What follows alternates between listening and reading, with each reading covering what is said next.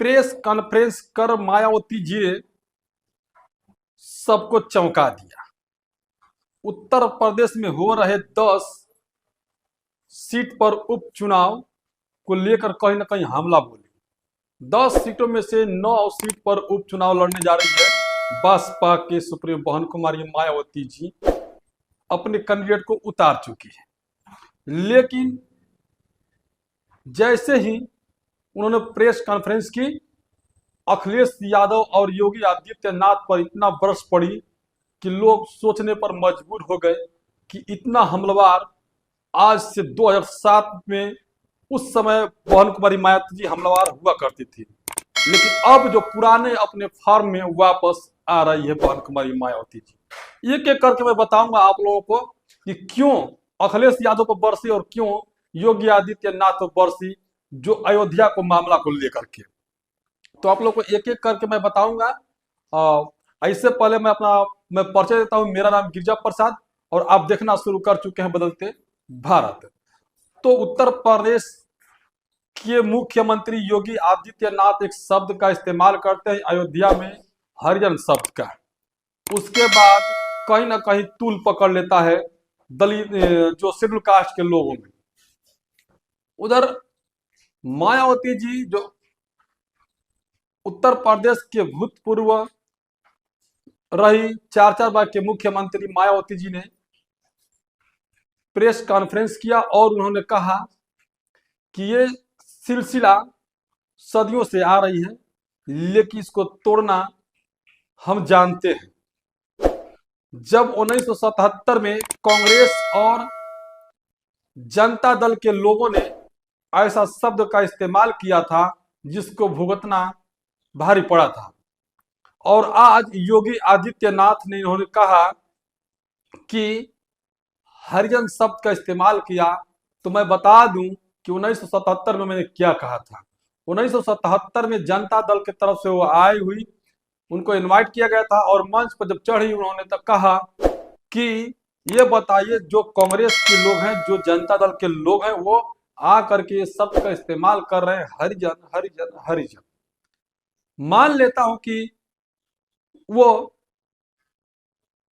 उस चीज को, जो उस शब्द को मैं अगर पॉजिटिव रूप से ले लूं तो उसका परिणाम क्या होगा। उन्होंने कहा कि चलिए मान लेता हूं मैं हरिजन हूं, यानी मैं ईश्वर का औलाद हूं, ईश्वर का बच्चा हूं, लेकिन अगर ये हरिजन ईश्वर के औलाद है तो बाकी लोग क्या है? क्या ये शैतान के औलाद है? ये शैतान के औलाद है? इस बात को लेकर के मायावती जी ने बार बार दोहराती रही। हरियाणा चुनाव में भी ये बात को रखी उन्होंने। कुछ लोगों ने इस शब्द का इस्तेमाल करने की कोशिश किया था। तो आज योगी आदित्यनाथ जो अयोध्या में दलित जो शेड्यूल कास्ट के बस्ती में जा करके उन्होंने कहा कि हरिजन के बस्ती में गया और वहां पर तेल दिया, दीपक दिया, रुई दिया और वहां पर मीठा दिया और वहां पर दीपोत्सव मनाया, जिसको लेकर काफी नाराजगी जताई रही है। तो मायावती ने जब प्रेस कॉन्फ्रेंस करके कहा उन्होंने कि ये शब्द किसी के लायक नहीं है और इसका शब्द का जवाब देना पड़ेगा। और उन्होंने कहा, आम चुनाव को लेकर कहा कि एक पार्टी है वो कहती है कि बंटोगे तो कटोगे, यानी योगी आदित्यनाथ के ऊपर उन्होंने प्रहार किया।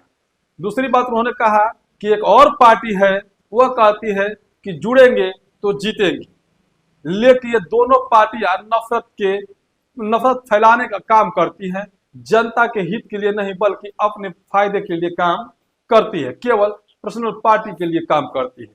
तो दूसरी मैं बता दूं कि इनसे एक तीसरी और है कि बसपा का कहना यह है कि इनसे दूर रहेंगे तो आप बचेंगे। मायावती जी ने कहा कि इन दोनों पार्टियां से अगर दूर रहेंगे तो आप बचोगे, यानी कटोगे बंटोगे तो कटोगे, जुड़ोगे तो जीतोगे। इस नारे को कदर दरकिनार करते हुए मायावती जी ने कहा कि अगर इन दोनों से दूर रहोगे तो आप बचे रहोगे। और इस जो उपचुनाव हो रहा है, इनको कहीं ना कहीं उपचुनाव में इनका जवाब देना है, तो वोट के जरिए दे करके इनका सत्ता को घमंड जो है उतारना पड़ेगा, तब जा करके इस जनता का असली जीत होगी। यही तक नहीं बल्कि उन्होंने कहा कि जो कांग्रेस और बीजेपी की अंदर अंदर जो गठबंधन चल रही है, कोई इससे जानने से परहेज नहीं है, सभी लोग जानते हैं। और उन्होंने कहा कि महाराष्ट्र और झारखंड में जो चुनाव होने जा रहा है, विधानसभा का आम चुनाव, उसमें बसपा चुनाव अकेले लड़ रही है, लेकिन वहां भी कहीं ना कहीं बीजेपी कांग्रेस मिलकर चुनाव लड़ रही है।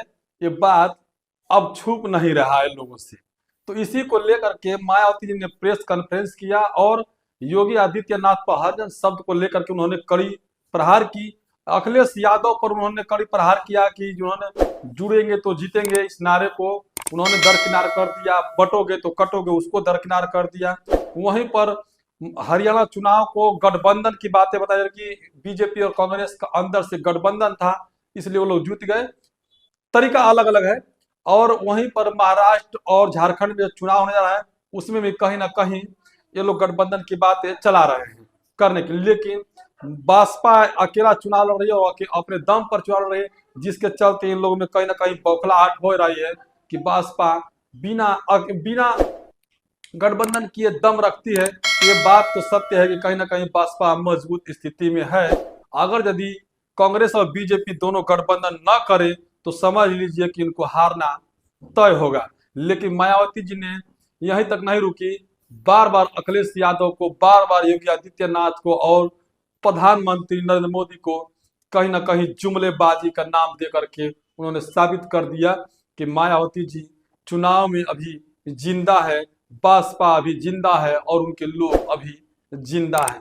बाकी आप लोग किस नजर से देखते हैं मायावती जी के पुराने अंदाज में लौटने का, तो इस पे प्रतिक्रिया अपना जरूर दीजिएगा, क्योंकि वो जो बात कर रही है बहुत फैक्ट कर रही है। तो इसी से हमें लगा कि नहीं, इस पे बात करना चाहिए। तो कमेंट बॉक्स में अपना जाइए विचार दीजिए, क्योंकि आपकी प्रतिक्रिया का हमें इंतजार रहता है। अब बदलते भाते पहली बार तो चैनल को सब्सक्राइब कीजिएगा, लाइक कीजिएगा, वीडियो को ज्यादा लोगों तक शेयर कीजिएगा।